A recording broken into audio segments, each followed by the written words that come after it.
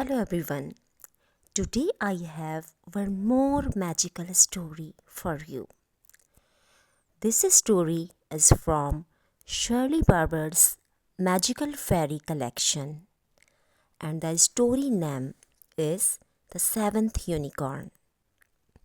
So let's begin our magical journey. Oak Avenue was a narrow tree lined street in the oldest part of a large city. Shaded by the oak trees were tall, old fashioned houses, many with high wheeled yards between them where horses and carriages had once been kept.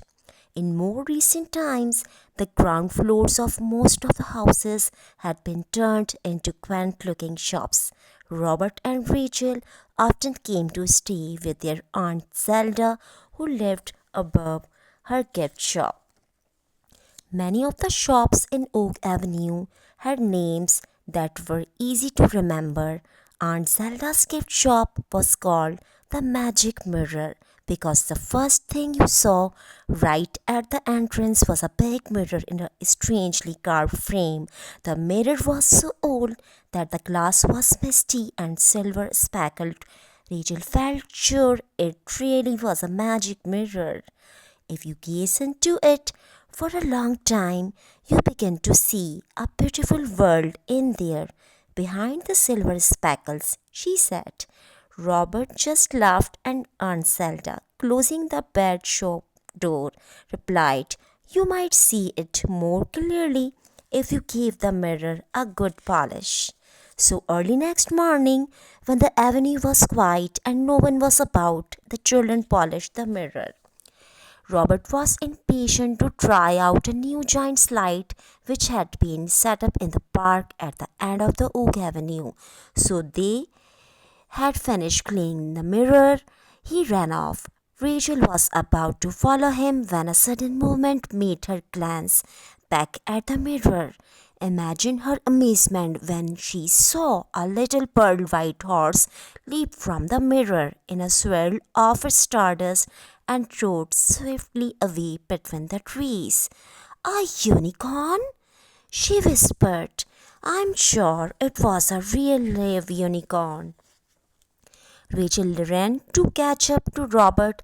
"Oh, come on, Rachel," he scoffed. "First a magic mirror and now a unicorn." With that, he dashed into a corner store to buy a bag of his favorite barley sugar twists. Rachel stood crossly looking at the gemstones in Jemima's jewel shop window. "I really did see a unicorn," she thought to herself, but when Robert reappeared and gave her some barley sugar, she stopped feeling annoyed with him and they two raced off to the park together. The giant slide was such fun that Rachel almost forgot about what she had seen until the little white unicorn trotted into view. His horn and hoofs were golden, and stardust glittered in his mane and tail. He came right up to the children as if he wanted to play. "What did I tell you?" Rachel whispered. "Isn't he beautiful?" "Yes, and he absolutely loves barley sugar," laughed Robert. The honking of a distant car horn startled the unicorn, and he suddenly wheeled in a cloud of stardust and galloped away, his golden hoofs silent on the fallen leaves. "Let's go back and tell Aunt Zelda that her mirror really is magic," said Rachel. So the children hurried back along Oak Avenue, but this time on the other side. As they were passing the high wheeled yard next to the wizard's castle, an antique shop, Robert stopped suddenly. "What is it?" asked Rachel. Without replying, Robert scrambled up the nearest oak tree and peered over the wall. "Rachel," he called down softly, "there are six more unicorns in there. They are all tied up and they look very unhappy. Come down quickly." "Hist, Rachel, someone's coming."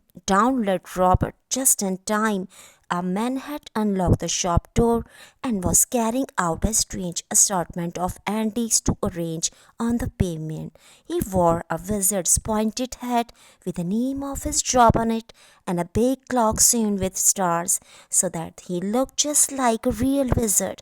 When he went back into the shop, the children sped past and up the avenue towards Aunt Zelda's gift shop. The children were almost at Aunt Zelda's shop when the seventh unicorn cantered past right before their eyes. He leaped back into the mirror. "Come on!" cried Robert. "Follow him!" Despite his sister's protest, Robert pulled her with him into the mirror, and they went through the glass as if it was water. On the other side of the mirror, Rachel's nervousness faded as she saw they had entered a beautiful land, strangely shadowed at the edges but filled with jeweled flowers and grasses. "Welcome to Arcadia," said a soft voice behind them. Rachel and Robert turned and saw a group of beautiful children. "Or welcome to what is left to Arcadia," said their leader. "For see how on every side a shadow creeps to destroy our lovely world."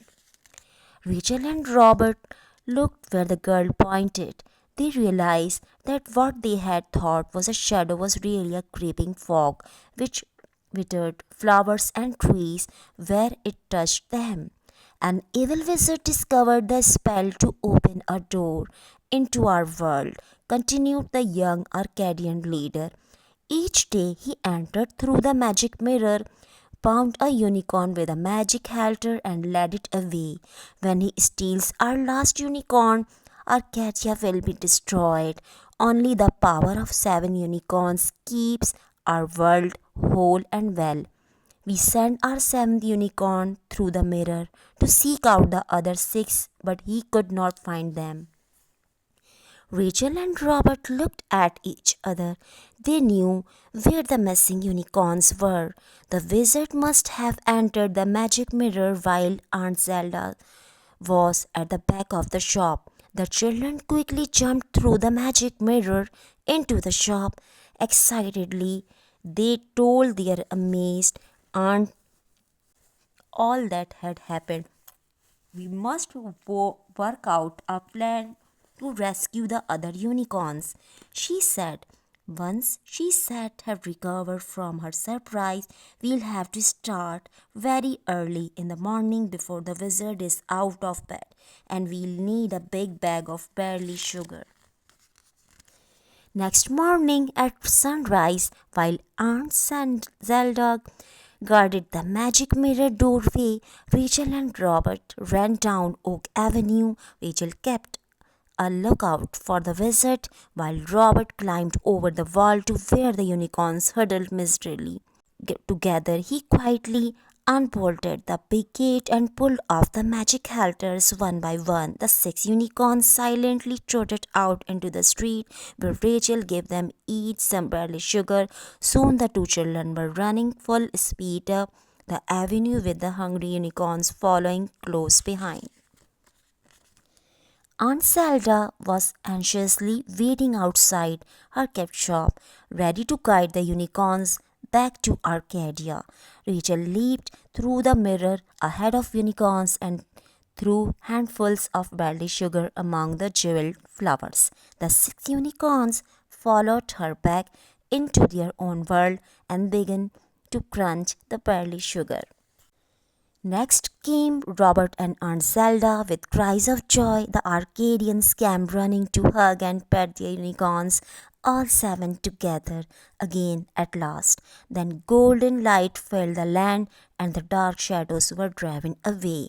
For a moment they stood watching, then Aunt Zelda drew the children back to their own world, only to come face to face with the furious wizard. "Let me pass," he thundered. "I need the power of the unicorns to be the greatest wizard in the world." Aunt Zelda quickly snatched up a heavy candlestick and smashed the mirror into 1,000 pieces. "The door is closed now," she said. Arcadia is safe from you forever. The wizard scowled horribly, then stamped back to his antique shop and slammed his door. Aunt Zelda and the children were overjoyed that they had saved Arcadia from the wizard. They knew they would never forget the beautiful world as long as they lived. The ornate mirror frame was soon fitted with a new glass, and although it was no longer a doorway into the another world, Rachel and Robert often gazed into it. Sometimes they could just make out a shimmering pearly form. They were sure it was a unicorn looking out at them. Perhaps he was thinking about barley sugar. Thank you.